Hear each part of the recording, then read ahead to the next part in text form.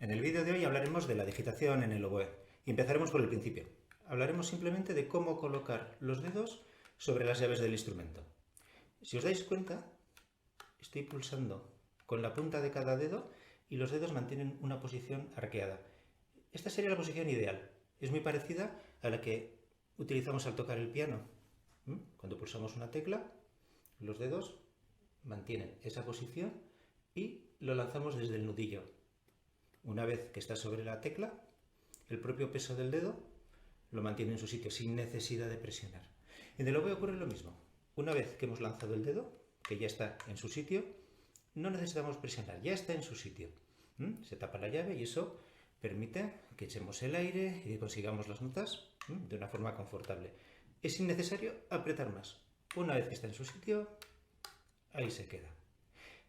Tenemos que tener mucho cuidado, sobre todo cuando empezamos con el instrumento o si tenemos alumnos debutantes, que ya desde el principio se acostumbren a esta posición, intentando evitar esto, pulsar con las yemas de los dedos, que suele ser bastante habitual, sobre todo si son niños o niñas pequeños que les cuesta un poco llegar a las llaves.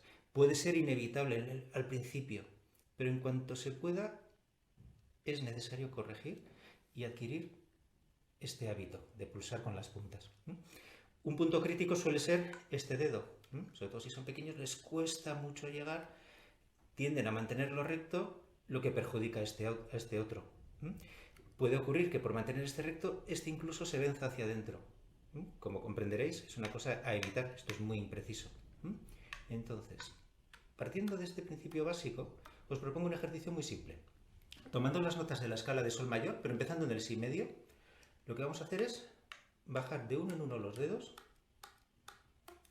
para encontrar ese tacto.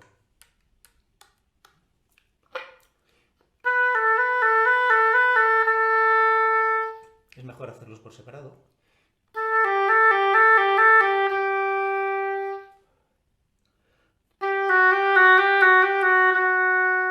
Así vemos si en todos los dedos tenemos el mismo tacto o alguno nos cuesta más.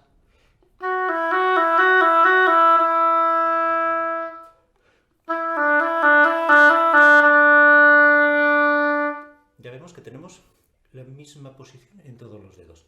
Podemos hacer combinaciones de varias notas.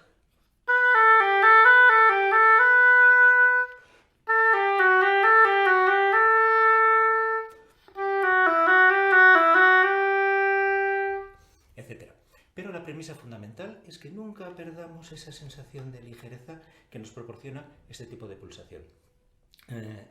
Os he dicho que un punto crítico, sobre todo con los debutantes, suele ser esta llave. Pero tenemos otra que puede ser aún peor. Cuando hacemos el mi bemol, do sostenido, cuando tenemos que hacer este cambio de notas.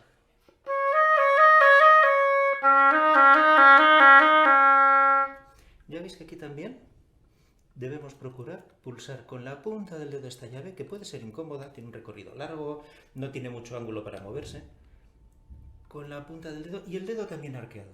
Lo mismo digo para el do sostenido. Evitemos hacer esto, que es bastante habitual. Es más impreciso, crea crispación aquí, nos puede crear tensiones a la altura del hombro, del brazo. Siempre que sea posible, y trabajaremos para que sea posible, pulsaremos todas las llaves con la punta del dedo, incluido el si bemol, el si grave. Ya veis que es siempre el mismo principio.